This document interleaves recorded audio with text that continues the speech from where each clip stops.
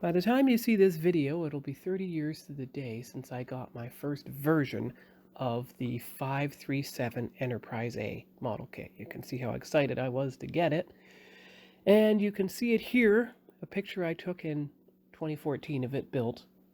We built it in 1993. Now, I had taken it to a model shop in Cold Lake, hoping that they could fix it, realign it correctly and everything, but all they managed to do was put it on a base before the model shop closed and he disappeared. But you can see how much help it needed as far as alignment. And now we'll get to my progress working on this video. See you soon.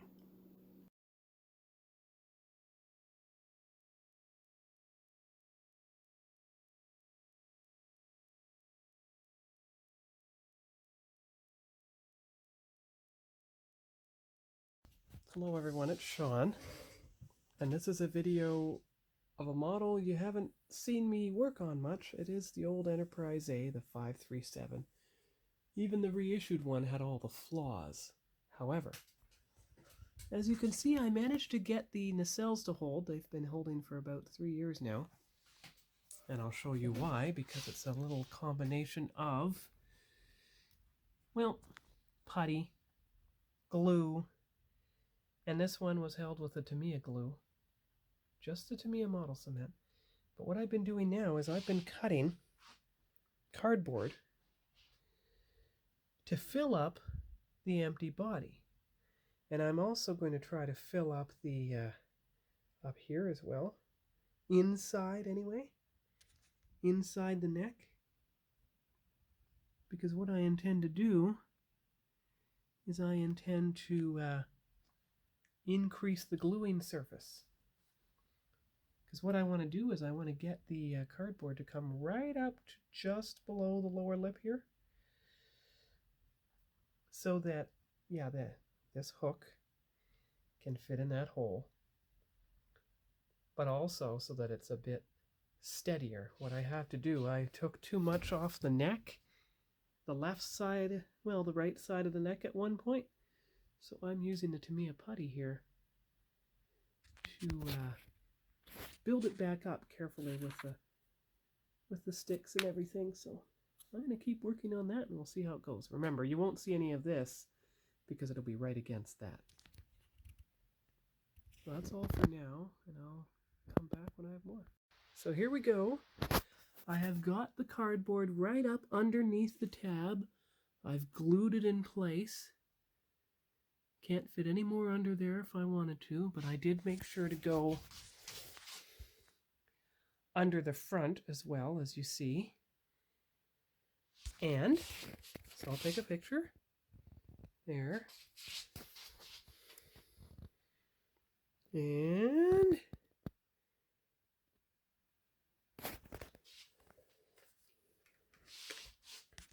there.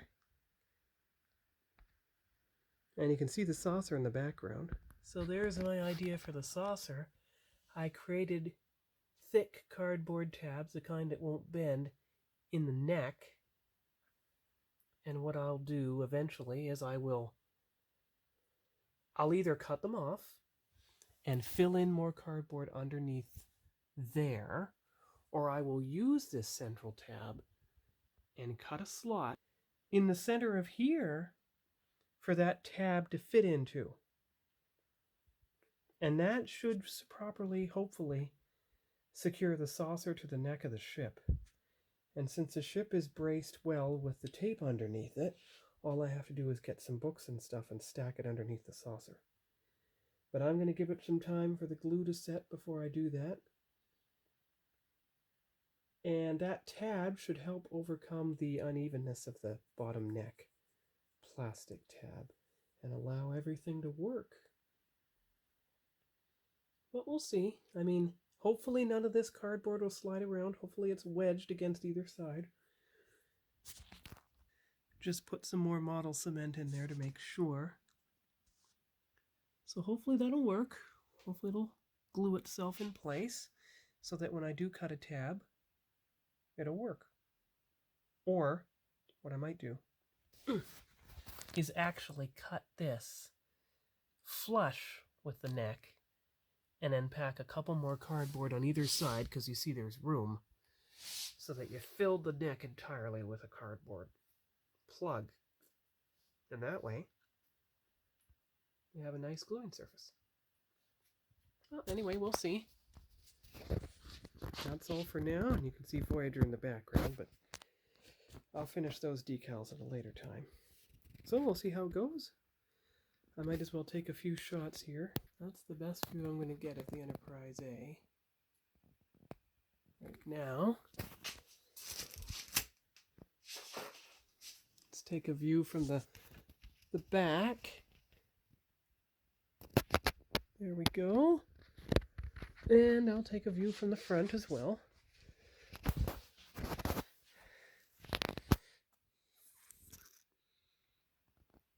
There we go. And I might as well, while I'm thinking about it, put the saucer there, just for now. And then you've got the two pieces of the ship, hopefully all ready for connection. And of course I still have plenty of model glue left, you can see there, to make that connection. So that's all for now for the Enterprise A 537, and if I don't do any Voyager work this week, that'll be the video for a week from now, Friday. So talk to you all later, and have a good day. Weekend. Bye-bye.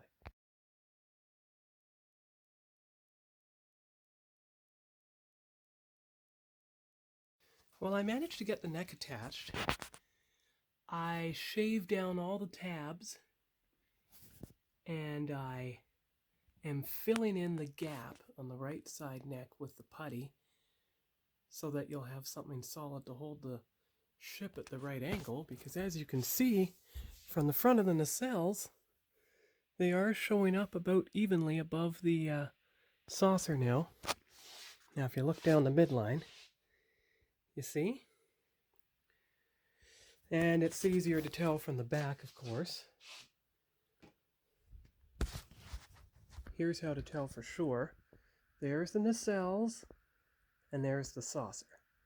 Don't mind the twisted other thing. It's just the way it's moving. And of course I cannot see right now the thing. Just 1 second. The putty's setting up now, so whatever angle it's at least it's even with the nacelles. And that's what I'm going for.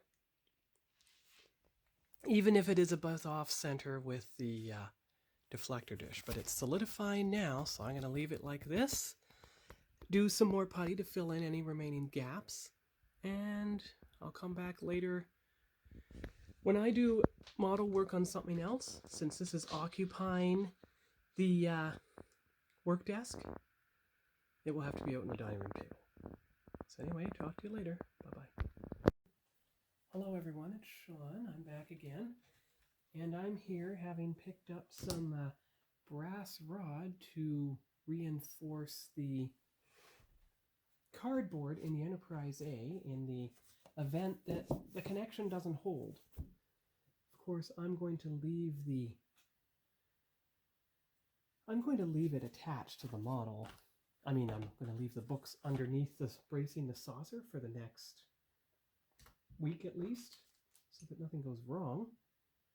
But in the meantime, I'm going to test, make sure I'm in camera range here.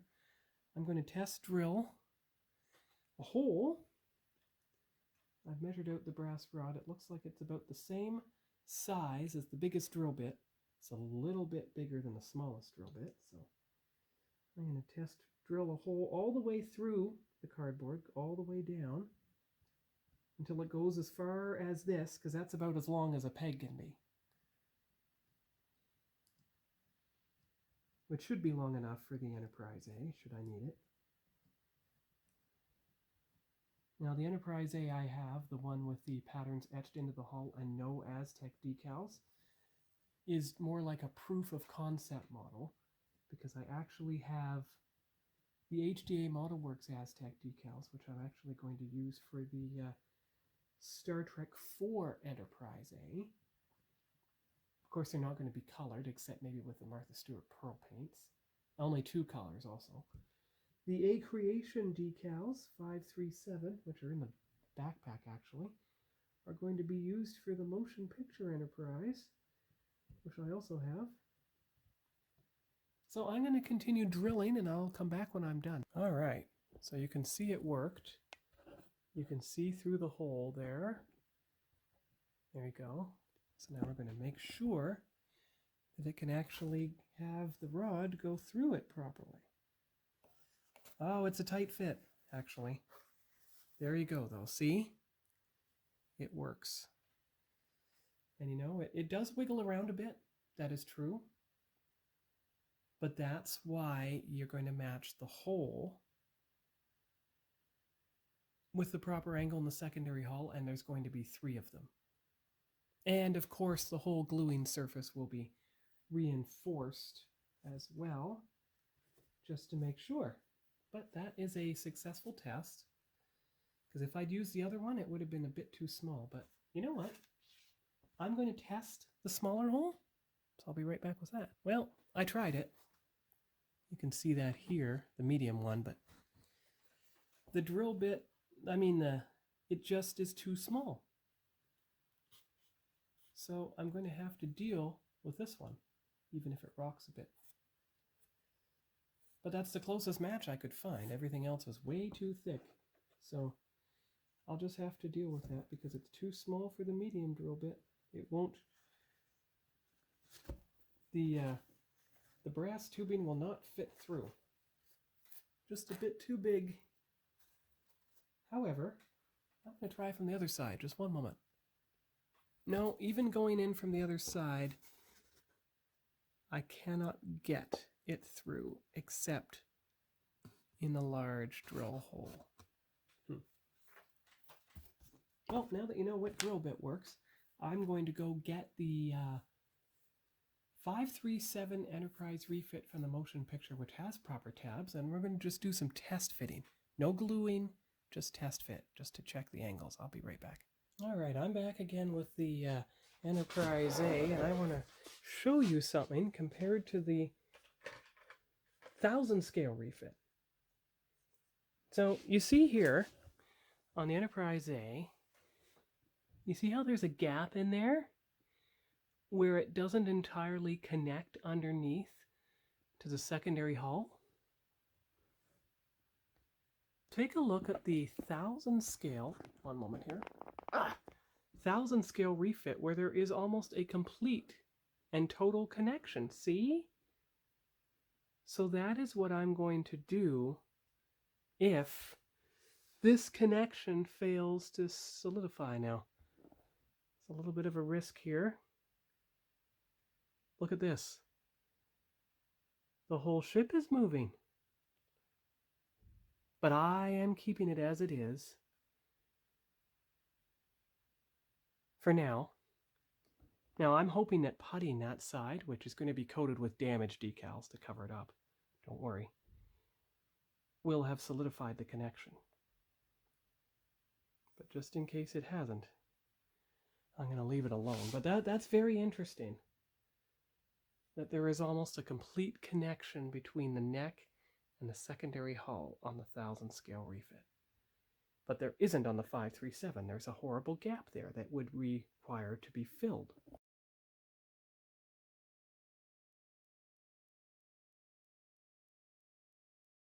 All right, so this is Sean. I'm back again. And this is I found the way to create the Construx cradle for the Enterprise A in a way that you can still see the registry number, but I have another idea. 1 second. There's the best way to see the deflector dish as well. So I'm going to start taking pictures. Ship is not quite centered.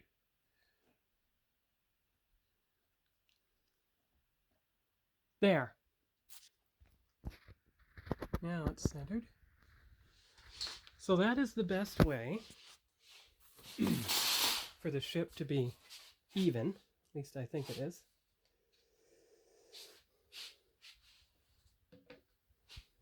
Let's see here. I'm getting at the side of the table. So let's see here. There we go. There's the wide angle.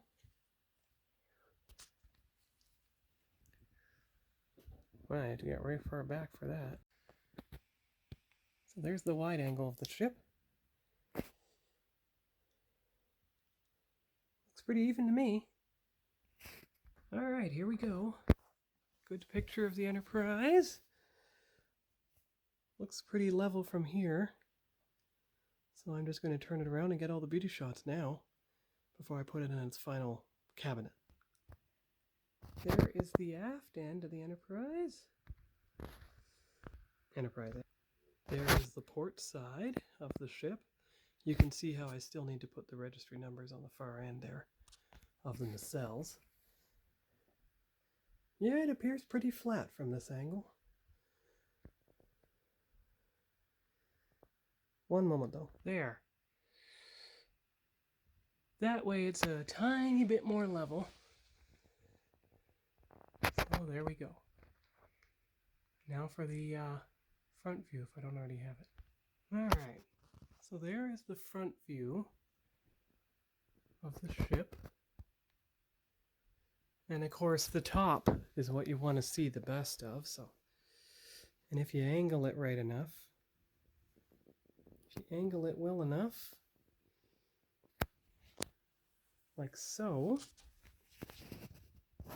you won't see the construct space or the tab at all. There you go. And from the port side, and from this angle, you can see some of the Aztecs shining too, which is exactly what I was looking for. Now I'll try to do the back. So there's the front, you can see the base there. There's the back of the ship. Both the construct space and the pad under the secondary hull are not visible from this angle. So that's all for now for the Enterprise A. I'll just move it to its shelf. Be right back. All right, so this is the perfect cabinet for the Enterprise A, though it has to store it at an angle, of course. But as you can see, it's level. It was tipping up a bit too much in the saucer, but just a little bit of thickness from that construct piece, and that's how it stands. I mean, I drilled out too much of I didn't drill enough out of the wood at the bottom of the cardboard at the bottom of the secondary hull, so I can't get the stand in. But this is a nice adapted display anyway.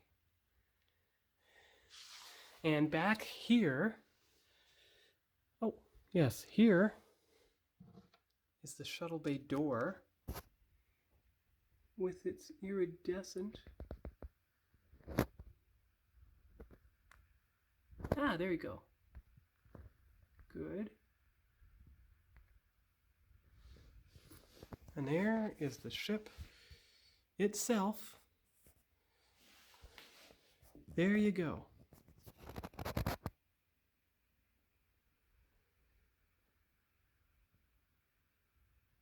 There's a good angle of the ship itself that does not show the thing, but you can see how the nacelles are pretty even across the...